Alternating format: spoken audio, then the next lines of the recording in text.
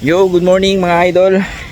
It's Sunday morning mga idol at andito tayo ngayon sa Governor's Beach.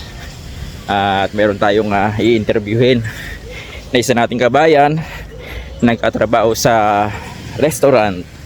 Yan naman yung mga in-demand na trabaho dito sa isla, kundi sa restaurant. Mga kabayan natin security guard, mga kabayan natin na nasa sales. At ngayon nga, ito ang special pork liempo. De, itong kaibigan natin share niya lang yung experience niya, struggles. Nagsisimula pa lang siya dito sa Cayman Island. Kaya ito mga idol, si Idol Jake the Snake Roberts. Tol, kumusta naman dyan? Idol, kumusta? Shoutout naman sa mga tropa dyan. Teka, saan ka sa Pilipinas? Sa Las Piñas ako. O, teka lang, pwesto muna tayo. Las Piñas. So yung mga idol, ito ang ating kaibigan. Tol, pakilala ka naman. Ako si Brad Anthony. Brad Anthony. Taga Las Piñas. Shoutout sa mga taga Las Piñas. Tol, Piñas. paano ka nga pala nakarating dito sa Cayman Island? Ang ginawa ko, Pirates kami. Hindi ko na shoutout kung sino yun. Pirates kami sa Pinas, kaya ako nakarating dito. Oh, direct hire kayo. Oo, direct hire. Pero yan na talaga yung trabaho mo. Dati pa lang, nasa Pilipinas ka pa lang. Ayan na yung trabaho mo. Oo, Sa kitchen? Sa kitchen na talaga ako, sa Japanese Restaurant. Japan restaurant, oo.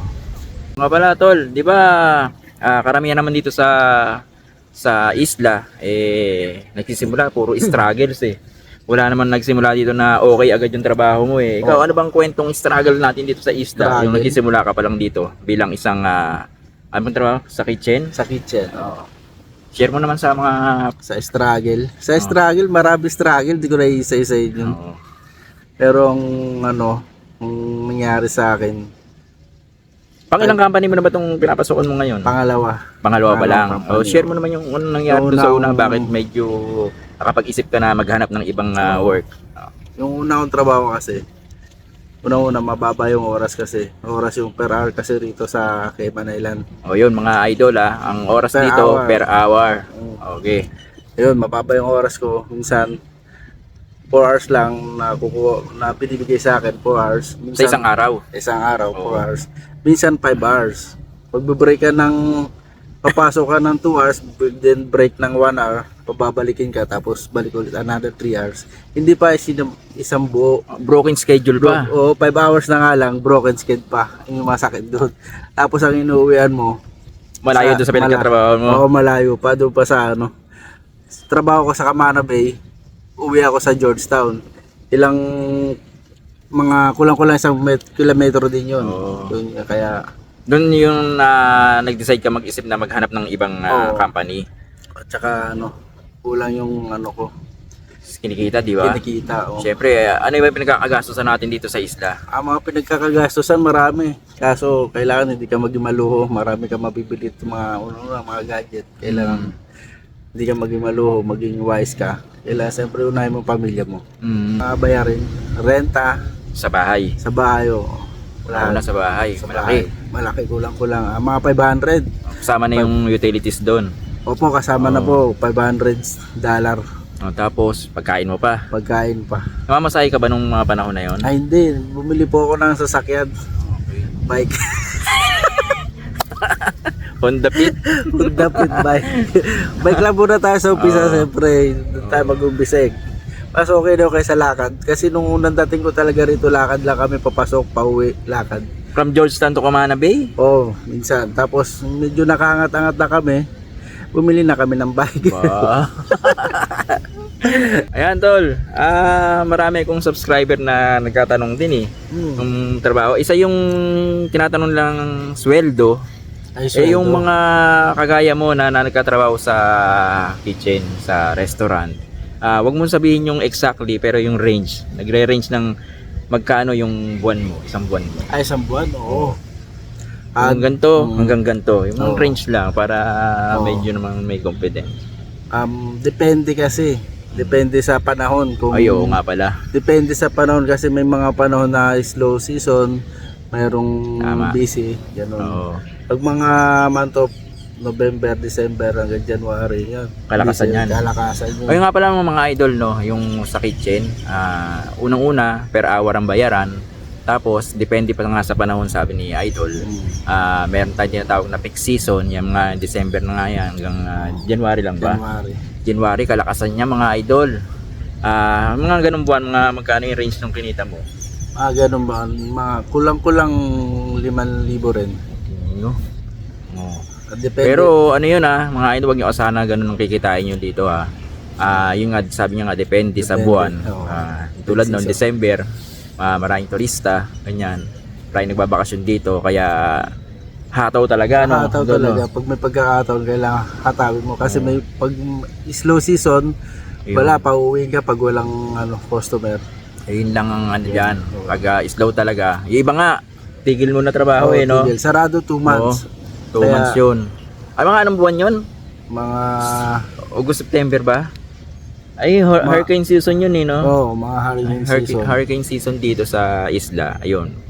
Medyo talagang tinatamaan unang-una yung mga nasa restaurant na yan. Kaya umuwi kami pag pag sayang 2 months hindi kami nag-stay rito pag slow season 2 months na uwi kami ng Pinas. Ayun. Yung nga yung ginagawa ng iba nating kabayan pagka ganong slow season, kaysa mag-stay dito sa isla, wala namang ginagawa, walang income, umuwi na lang sila sa Pilipinas. Yun. Tapos babalik na lang uli sila pag malakas na uli. Tama. Agoy! So ano naman may papayo mo mga atol sa mga kapwa natin na OFW na gusto magtrabaho dito sa isla? Nang gaya ng trabaho mo, ano yung mga dapat nilang ihanda? Kailangan skills ka talaga. Kailangan skills ka. Kung anong posisyon mo dyan sa Pinas, yun yung apply mo rito. Kasi hindi ka tuturuan dito Yun, bahala ka sa buhay mo. Ngayon, pag hindi ka marunong sa in-apply mo, pauwihan ka ng Pinas. Tsaka di ba, bro, pagka dating mo dito kinabukasan, minsan nga trabaho na agad no, salang na agad Sabak ka agad pagdating mo rito. Pahinga Ano? ka muna, tapos kinabukasan, sabak ka na kagad. Kung ano yung in-apply mo, ayun agad, doon ka agad sa salpak, di ba? Konting sa kitchen, ganito gawin mo. Turo lang sa'yo, Konting turo. bahala ka na. Bahala ka na. Ngayon, pag hindi mo alam, bahala ka rin. Bahala Sa kada ng puti. Sige. O tol, ito naman Wala. tol. Ano naman yung maipapayo ng isang idol ng bayan dyan? May Si Jake papayo. the Snake Robert. May papayo mo sa kapwa natin Pinoy na bago pa lang darating dito sa isla, magkatrabaho, ano may papayo mo sa kanila? Mapapayo ko sa kanila, huwag kayong mabisyo rito. Maraming mga bisyo rito. Alak, sugal, marami ritong Tsaka ano pa yung favorite mo? Ano pa yung isa? Babae ba yun? babae. Marami ritong babae. Oh, Kasi sample, beats- tika, beats pakita to natin. Pakita natin. Ayan. Ayun. Uy, ayo, Yun. back to you guys. ngayon. Seryosohin mo naman yung sige, payo sige, sa kanila kasi meron tayong mga kababayan na parating dito. Yun. O baka expect nila dito Okay rito. pwede pa dito. Nakikita natin, pwede natin gawin to. May papayo mo nun sa kapwa natin May Pinoy. papayo ko mga kabayan. Bilang isang OFW. Maging ka lang, wag walda sa pag may pera, wag bili ng bili kung nakita, unahin mo yung pamilya mo. Yun. Kasi nag-expect yung pamilya mo nandito ka, siyempre kailangan mong family first. Yun. Yun. Tsaka Siyempre mag-ipon. Siyempre Mag-ipon. hindi mo na habang panahon. Oo. Malakas tayo dito Oo. di ba? Di ba nakabalita natin, mayroong mga kabayan dyan. Oo. Nagkakasakit na lang, bigla na nang uuwi. Kung mangyari sa atin yun, wala wala, lang tayong tama. ipon. Tsaka huwag padala sa pamilya. Paano yan? Di food for akos ka niyan, boy. Yung food for ako, sala yung food ko, Food Food for akos. for akos, ibig sabihin yan dito pag may nangyari, Ayun. kami mga Pilipino, Tutulungan, di ba? tutulungan. Shoutout nga pala sa Cayman Bayanihan. Yan yung isa sa gumagawa ng mga bayanihan, tumutulong sa mga kapwa natin Pilipino na minsan yung iba na aksidente, yung iba nagkakasakit, bigla ang umuwi. Andyan yung Cayman Bayanihan. Yun. Salute, Sir Dion. Sir Dion, salute. So yung mga idol. So, Ano naman yung malaking pagkakaiba, pagbabago mula nung nagtrabaho ka dito sa Cayman Island? Yan. Yun, magandang tanong yan. Dapat maganda rin ang sagot. Ano na ikaw, yung bago, yung pagbatagal na? Yung bago Yung muna. simula nung pagbabago na nangyari sa iyo. Yung pag nung unang dumating ako rito, yung different doon, siyempre wala kang kakilala. Sa bahay ka lang, di ka nalabas. Kumakanta ka pa nun. Nag-isa ka lang, gumagala. Ngayon, Ngayon, saan ka na nakakarating. tas tropa mo pa yung ano? Tapos tropa ko pa tong si Idol. Idol Cheese. Idol. Sa Ayun kabuhayan naman, Idol. First time mo ba mag-abroad? Ay, oo. Oo. Siyempre, ang laking diferensya ng Oo, sweldo mo laki. noon sa sweldo mo Oo. ngayon. Oo, malaki sweldo rito.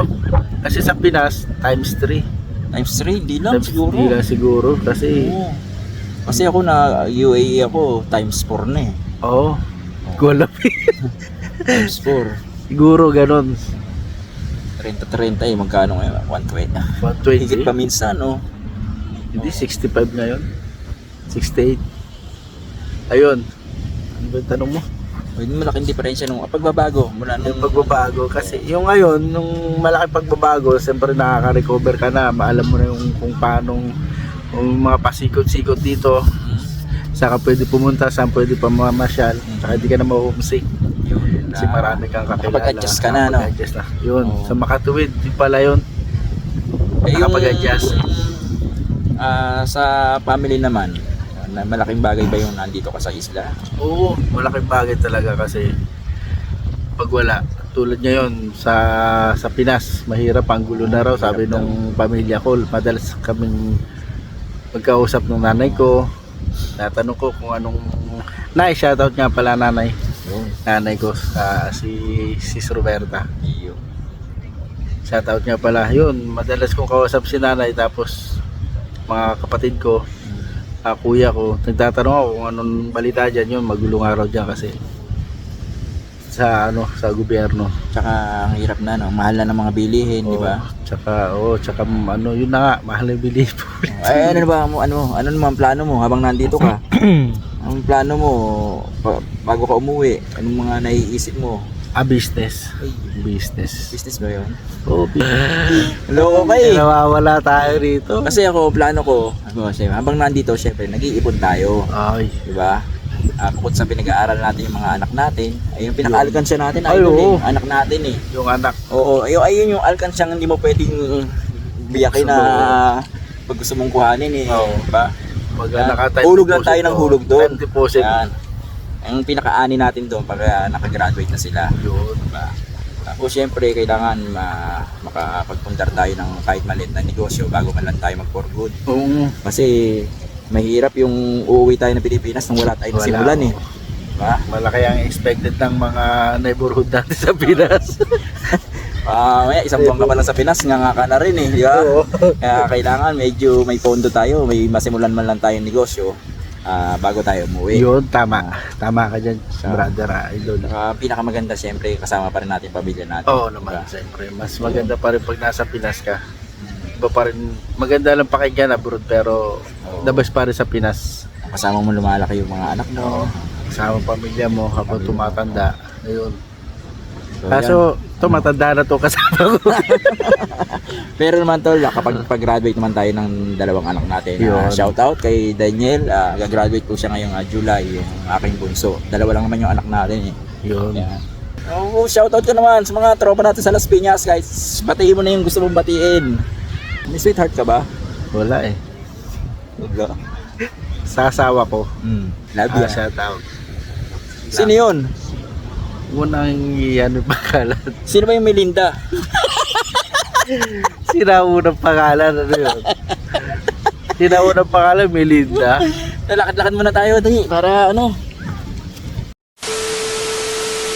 Oh yeah, mga idol, lilipat lang kami ng pwesto dahil medyo Mainit na ron. mainit na ron. So siguro hanggang dyan na lang mga idol, hanggang sa muli. Let's continue to share the love, the legacy, and let's promote peace. Isang dyan naman dyan.